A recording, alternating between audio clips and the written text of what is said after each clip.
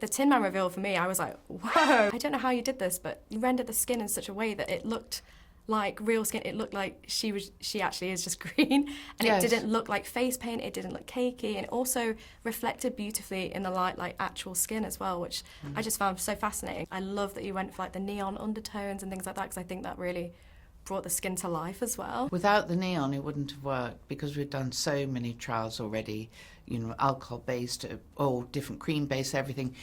But it was the neon, the fluorescent yellow, that made the green work. We were struggling anyway. I can't tell you how many models we did it on, but what looked perfect, so maybe in this light you and I are sitting in, you walk into a shadow and she would look grey.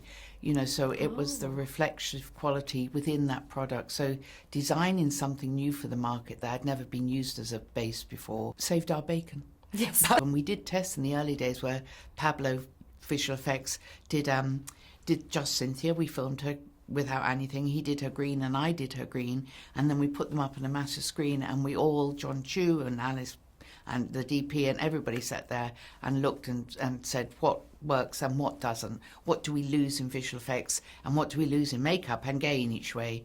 And we won. I mean, it wasn't a race or prize, but it did look more believable when you turned in and out. Whereas the visual effects was brilliant, really brilliant, but when you turned in and out, you didn't get that automatic shade and light.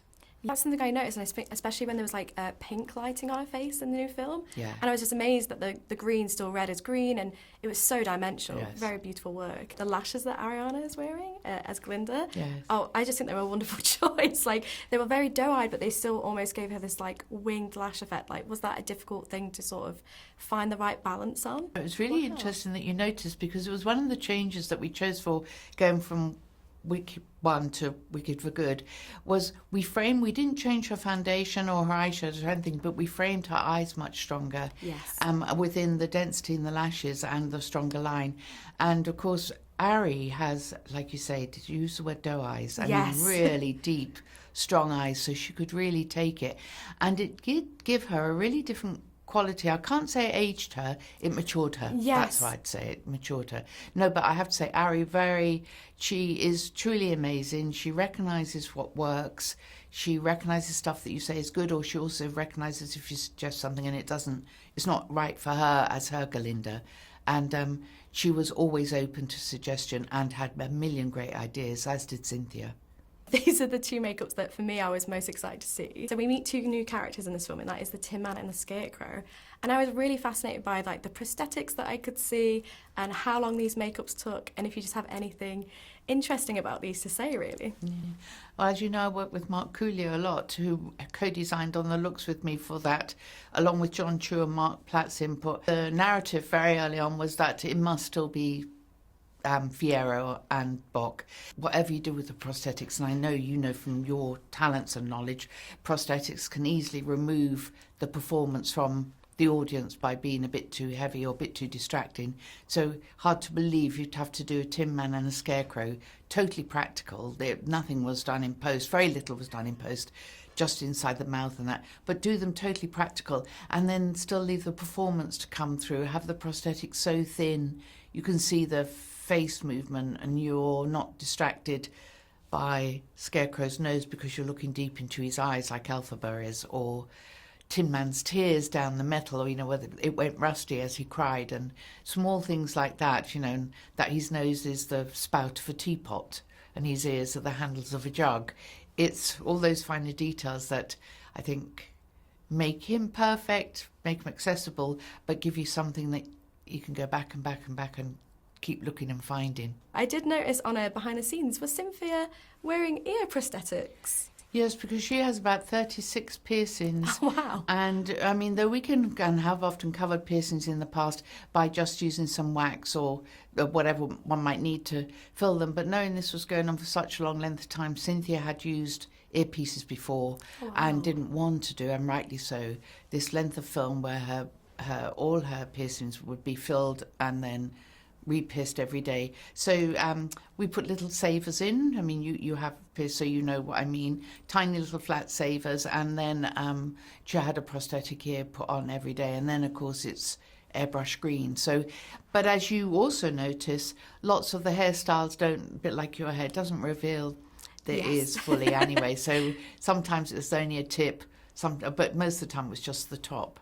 Oh, do you find things like that just so interesting? Just things I wouldn't even pick up myself watching the film, and I was like, oh my God, I would never have guessed that was a prosthetic ear. Yeah. How did you balance staying true to sort of like the theatre production hair and makeup whilst also making it sort of a classic, identifiable thing that's unique to this film as well? We weren't asked to stay true to the theatre production. I'd seen it, I have two daughters, so I'd seen it right from when they were young. For many years, I'd seen it 7 or 8 times.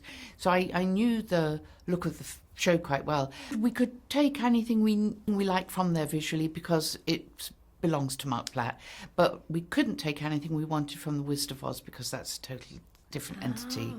But we could refer to all the bound books, which is where the original Wizard of Oz was written from. So we had little crossovers all the time, and when you listen to Mark Platt talk, he's wonderful about his further really detailed reasons for why the shoes aren't red and everything. But it's we didn't have to stay true. We did take some small pieces, but we didn't, as you can tell. Yes. We weren't bound by it. We just had the grounding of it.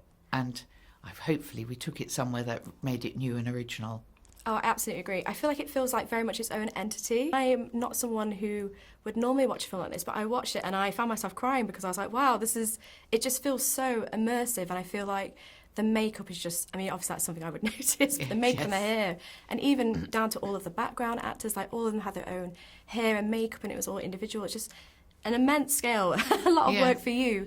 How do you go about designing these looks? Was there any massive inspirations for you? Do you do mood boards? Do you do face charts? Like, what is your process? And my process is always research.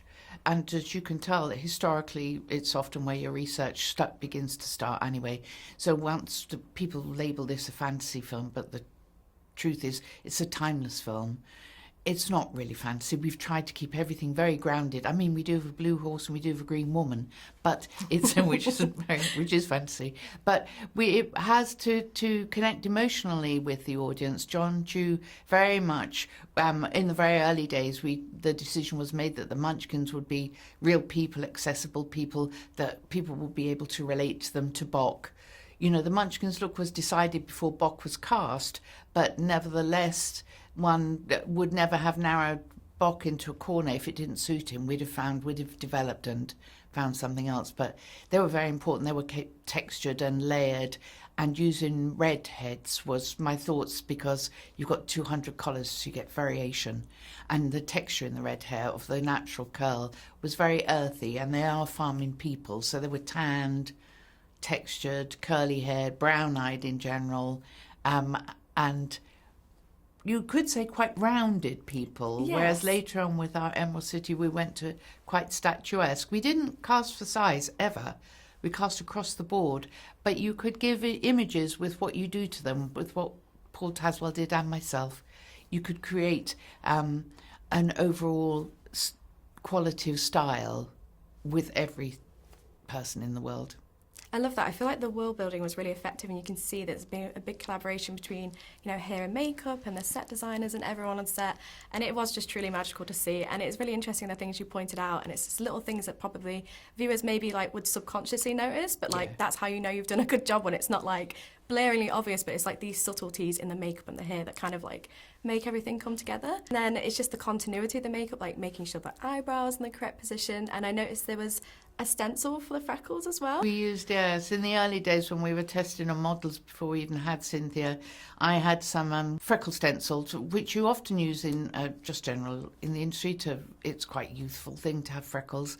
So we tried that, and it really did help that if you get the green skin on and then you layer up on it, it kind of helps to give the impression of it being embedded. You know, it's all part of the, I don't mean trying to fool people, but trying to make something be more believable. And so we did that. I think that was the neon fluorescence in the base that started the trickery, and then the freckles, and we put on the tattoo transfers. I had a set, you could buy them online. Oh, no I had a way. set with loads of different shapes, and we tried them, and we found one that suited her. And once we found that one, we got Mark to run off like hundreds of copies for the everyday. mission. And it is, I mean, they work perfectly for her. And look perfect too, even in close-up. Thank you so much. And Thank so you. much for I'm your sure we could have time. gone on for ages. It's Oh, very this is nice.